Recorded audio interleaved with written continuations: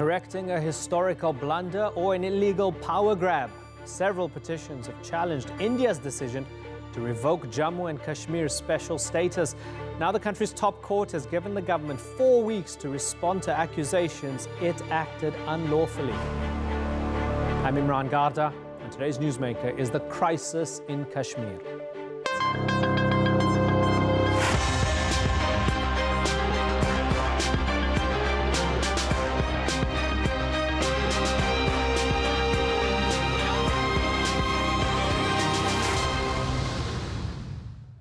Kashmir's former chief minister called it one of the darkest days in Indian democracy. Almost 2 months ago, India stunned many around the world when it revoked Article 370, which granted the region special status. A lockdown followed, tens of thousands of additional soldiers were deployed, and Kashmiris were cut off from the rest of the world. The revoked article was important because it granted Jammu and Kashmir a measure of autonomy, like its own constitution, and the freedom to make its own laws. But India's Prime Minister, Narendra Modi, and his ruling BJP have long been opposed to it. Revoking Article 370 was the fulfillment of an election promise earlier this year. Over the years, people in the Kashmir Valley have lived through multiple lockdowns and curfews, caught between competing claims by India and Pakistan. Many see this latest development simply as an attempt by the Indian government to change the demographics of India's only Muslim-majority state.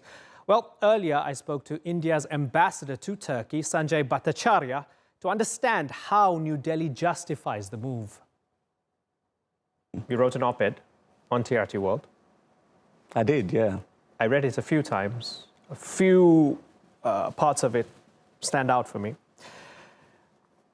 You said the difficult times prior to the 5th of August were dominated by cross-border terrorism from Pakistan. After the 5th of August, India took measures to deter terrorism and provided an ecosystem for people to achieve their aspirations.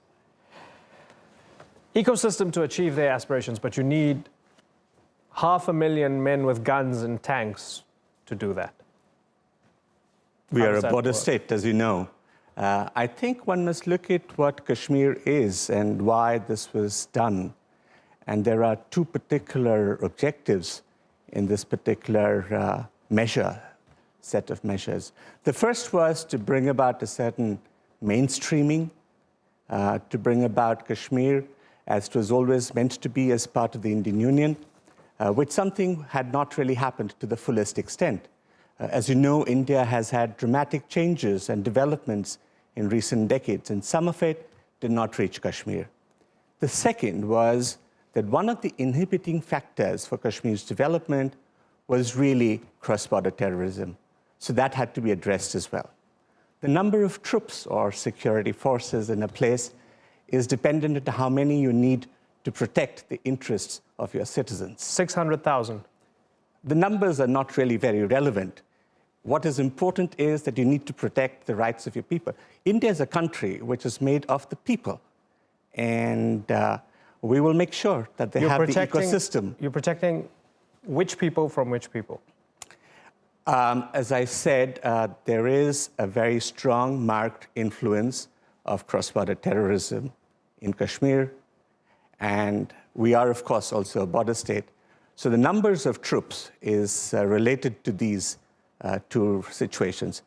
We believe that terrorism denies human rights, and in order to protect human rights, we will have to have troops over there. Okay. Going back to your op-ed, siege versus saving lives. Restrictions, not curfew, were imposed on assembly and communications as a precautionary measure. We cut off channels used by terrorists to connect with their cells to ensure Kashmiri lives were not subjected to Pakistani terrorism. Today, 93% of the state and 90% of the valley have no restrictions, and life is returning to normalcy. The soldiers on the streets, 8 million people, can't make a phone call out.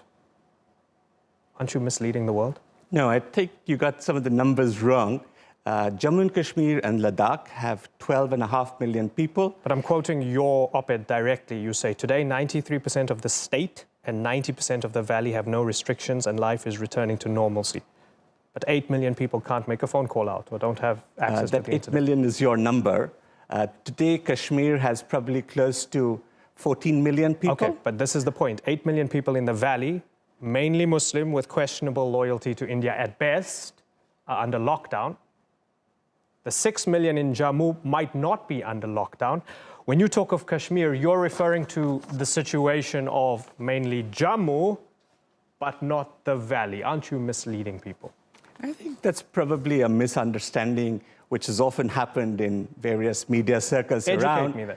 What has actually happened is that in 1947, when Kashmir acceded to India, it was the entire state of Jammu and Kashmir, which also includes, by the way, parts that are occupied by Pakistan through aggression. So how Pakistan about I set occupied aside Kashmir Jammu? as well Let's as talk about the valley. Baltistan. So Let's talk about I the think valley. what we are trying to say is that we have seen great jubilation on the streets in Ladakh and Jammu and in various parts of Kashmir Valley as well. But you've said 90% of the valley have no restrictions and life is returning to normalcy. Do you take that back? I don't, of course not. That's what is actually on the ground. 90%. If that was the case, wouldn't you be inviting international media there to show the celebration and the normalcy? Instead, we can't get in, and those people can't tell us what's going on because they can't make a phone call. I don't know if you heard my Home Minister yesterday that there are no restrictions on travel to Jammu and Kashmir. Are you aware that there is regular media reporting from Jammu and Kashmir? And the Indian government says BBC is biased when the BBC reports on things that it doesn't like. Well, alt media found out that the recordings used by BBC were actually from some other place. So can I go? Can I go? Can I go? Everyone is welcome. As I said yesterday, my Home Minister was on record saying that you're all welcome. And people have been traveling, incidentally. It's just that what you see in a lot of the media overseas, not all of it, in a lot of the media overseas, is doctored images from different places, often from Pakistan-occupied Kashmir. But why do you, if you have nothing to hide, why is it so difficult for people to get the message out? Why is it so difficult for us to get images out? Why is it so difficult to have any semblance of transparency? I think the people who wish to look for the right messages are getting the right messages. So we need to work harder to People who are looking for the wrong messages are using the wrong messages and the wrong images. I think that's what it is. There are two narratives that are over there. A narrative on the ground of the people and a narrative that is being sold by the people from outside. And I think that is severely distorted. So to those among the 8 million in the valley who, and I don't want to belabor the point, but it's a fact, who can't make a phone call to their relatives outside, who see 600,000 soldiers manning the streets, patrolling the streets outside their homes, your message to them is, you should be happy, this is worth it, and this is working? Firstly, facts. I think there are serious mistakes in the assumptions that are being made, and I shall tell you what it is. Tell me where As you know, on the day that this announcement was made and it was taken to Parliament, the Union Territory of Ladakh had no restrictions on communications. As you know, the communications were on assembly and on communications. The restrictions were lifted. Let's put Ladakh and Jammu aside, because that's not the rest of the region. I think for us, it is very important that we look at the thing in entirety. Lockdown. Can we talk about the people under lockdown and not the people who are not under lockdown? I don't think there are people under lockdown because, you know, if you have a story that says that there is a siege and people are under lockdown, it would presume that there's a curfew. Are you aware that there has never been a curfew? Can they travel freely? Are you aware that there's never been a curfew in Jammu and Kashmir? It has been a situation of Section 144. Yesterday, my Home Minister said that apart from the parts in Jammu and Ladakh, in the Kashmir division of India, there are 105 police stations out of 111 where there are no daytime restrictions. Are you aware of that? Well, you're telling me there's no restrictions. We can't even hear from people there. So based on our own experience... It is a question of if you choose to listen. But who... Again, you're saying we need to listen to you and to people in Jammu and people in Ladakh. We're saying in the valley, people under lockdown. I'm talking of people in the valley. Okay. I'm talking of people in the valley who are being heard by the people that they need to speak to. Okay. Let's go back to your op-ed. The youth of the region are very excited about the new opportunities and are looking for education and employment, naturally, right? Naturally, that's what young people want around the world. The youth of Kashmir have responded enthusiastically to 50,000 new government jobs and recruitment in the Indian Army. With normalcy returning, a new era of peace and prosperity dawns. So, you're telling me that... The 50,000 jobs that I referred to are in the government. The jobs in the army are in addition to that. And recruitment in the Indian Army, right? So, for young people in the valley, the same army of restrictions, curfews for months... No curfews. Restrictions. Yeah. Let's not get entangled on the semantics. Restrictions. You accept restrictions? Yes? But today, as I said... Okay, but the same army... today, as I said, the same army of curfews after Burhan Wani, they had 100 days of restrictions. Yes? Fact. Okay? So the same army of curfews, the same army that blinds them with pellets when they protest, they are enthusiastic to join that army. Is this a joke? Are you aware of the composition of the Indian Army and the extent to which Kashmiri Muslims from the valley are enthusiastic about signing up for the army? Are you aware of the number of Kashmiris who are part of the Indian Army? Are you aware that... No, let me just in the southeast, the CRPF had some Kashmiris who were Hindu Kashmiris, no doubt. That, recently, another part of in the very recent past, there have been at least half a dozen Kashmiris who've been killed as part of anti-terrorism activities. Certainly. People from the army. Certainly. People from the police, the security forces. But again, are you trying to tell me that the Kashmiris are not part of the army? I'm not sitting across a militant leader asking them to be responsible for their actions. I'm sitting across a representative of the Indian government, and we've had Amnesty International, Human Rights Watch say that these restrictions over the past 2 months have been excessive, and they're calling for an end to the restrictions. Amnesty has a campaign, right? So I'm asking you to be accountable and responsible for your government and what you're standing for.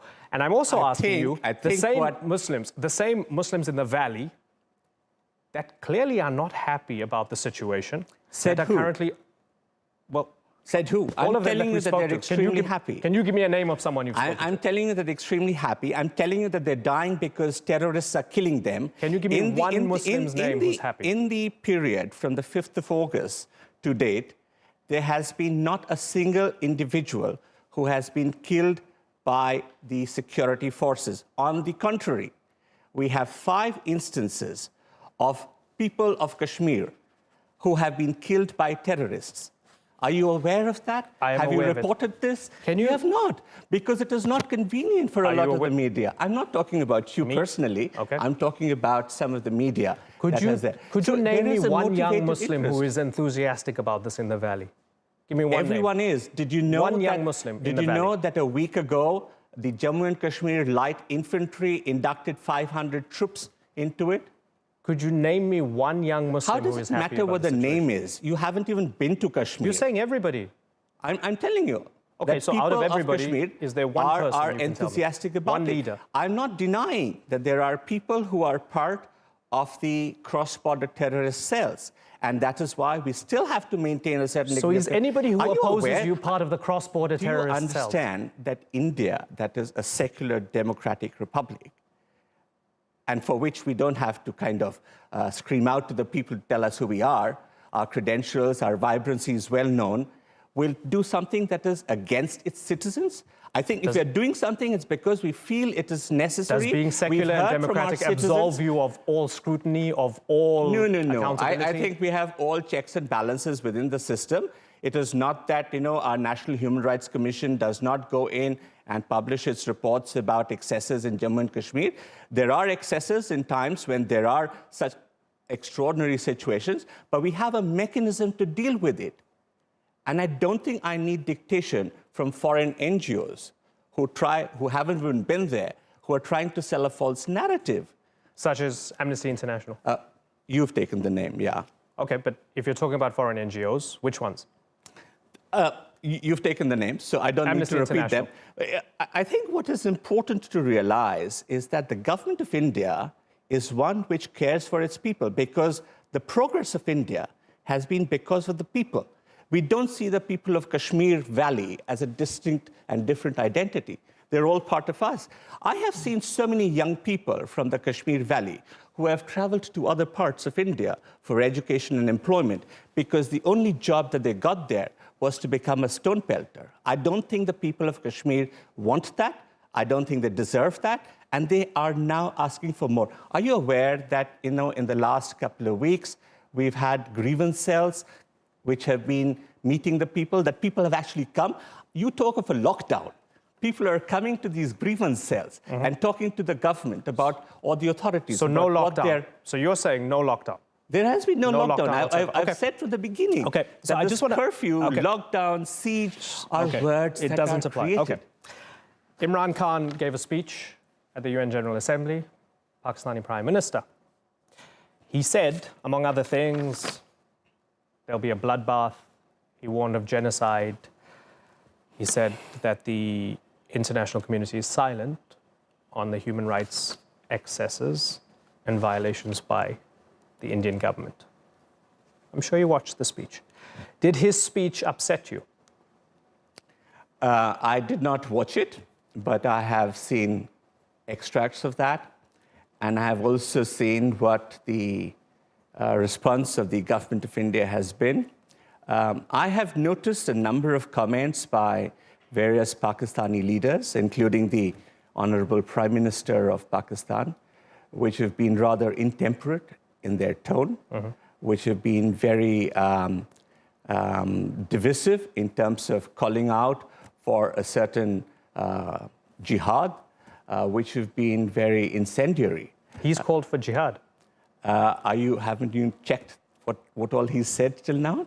He's gone back to Pakistan and called for jihad. I think these are extremely serious issues that people should deal with a little more of sense of responsibility.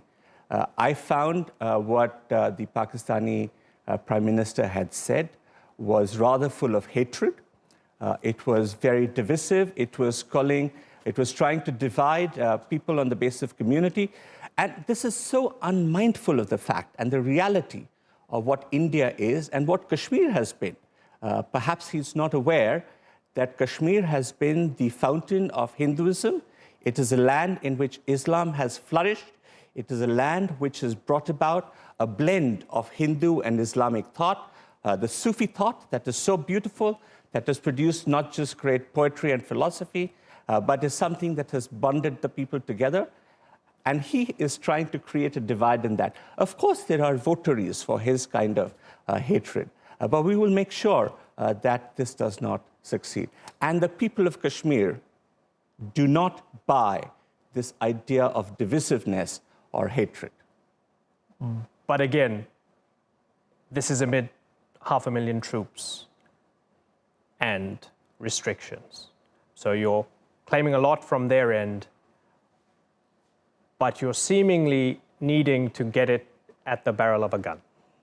I think that is entirely misplaced because Indian troops in Jammu and Kashmir are there to protect the human rights of the Indian citizens of Jammu and Kashmir and Ladakh, and they will continue to do so. You must understand that the person at the other end of the barrel of the gun is not the citizen of India. This has never been a war. We have never fought our own people. Unless there are instigations from outside, and there has been, we will address with those issues, certainly. I would also wish to say that the so-called restrictions are now lifted in large parts of the country of Jammu and Kashmir, and there will be further relaxations, as the Home Minister has himself said. Today, it is 93% of the area, and I'm confident. He met with a group of village panchayat leaders, village council leaders, and he said that this would be done entirely. As you know, we are going through a political process. The block development councils will have their elections in the end of October, and after that, we will have the legislative elections, because as you know, the Union Territory of Jammu and Kashmir will have its own legislature. Okay, and we'll continue to ask questions, and looking forward to having you back on the program. Ambassador Sanjay Bhattacharyya. Imran, it's been a pleasure to be on this show. Thank you for inviting me. Thank you very much. The story of Kashmir has two faces. it's good to look at both and not be blinded by just one coming from outside.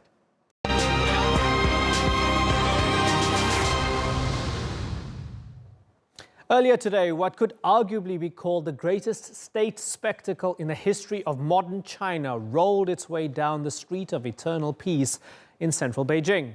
In the days leading up to it, racing pigeons were grounded and factories closed just to make sure nothing, not even the smog, could obscure the view of the parade. China celebrated 70 years of communist rule with a carefully choreographed display of dancers, soldiers, and killing machines. Last to float by the masses was their newest, a DF-41 intercontinental ballistic missile capable of delivering a nuclear warhead straight to US shores. All of it a reminder of the country's old world order while flashing the hardware of the new. It's no surprise that a party that has ruled China longer than any imperial dynasty would want to look anything but weak. But is this massive show of military might nothing more than a temporary distraction from China's more pressing problems? Natalie Pahunen takes us back to where it all began.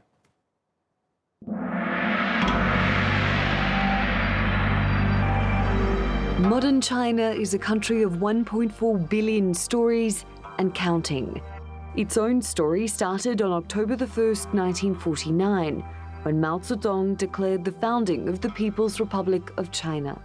Since that day, it's been ruled by the Communist Party. In 1966, the Cultural Revolution began when Mao launched a campaign to purge the party of his rivals. It extended beyond politics and led to a decade of turmoil and violence. In 1978, new leader Deng Xiaoping opened up China to the outside world and introduced a series of reforms that kick-started its economic rise. China's social fabric was changed when the party introduced its one-child policy as a way to control the size of the population. A pivotal moment in politics was the student-led pro-democracy protests in Beijing in 1989, and the government's deadly crackdown to end them. In 70 years, China has become a global superpower. Its society and economy have undergone an incredible transformation, but the power of the party and its ability to shape life in China has remained a constant.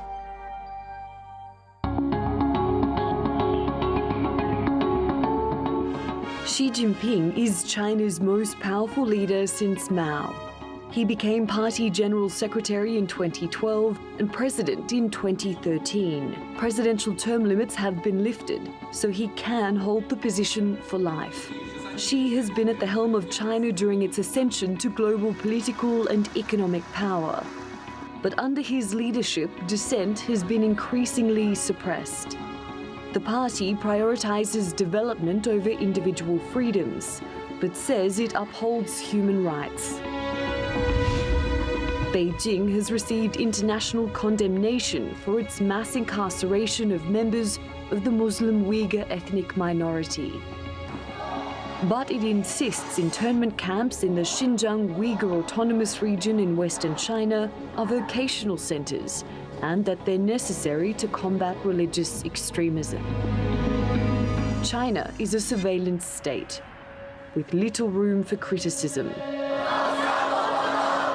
But in one corner, there has been pushback.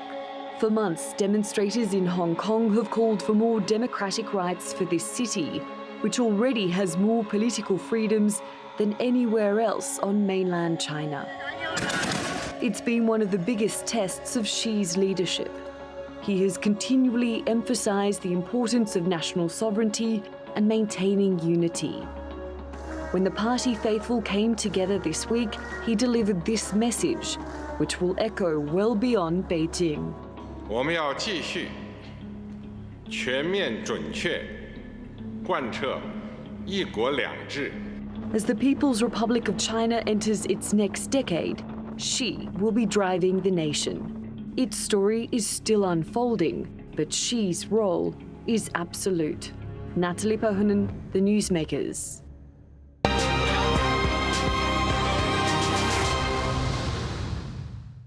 That's all for this episode of the Newsmakers. But we'll leave you now with these pictures from downtown Beijing as eyes across the country were glued to the pomp and pageantry taking place there as China celebrated the 70th anniversary of communist rule. I'm Imran Garda. Until next time, bye-bye.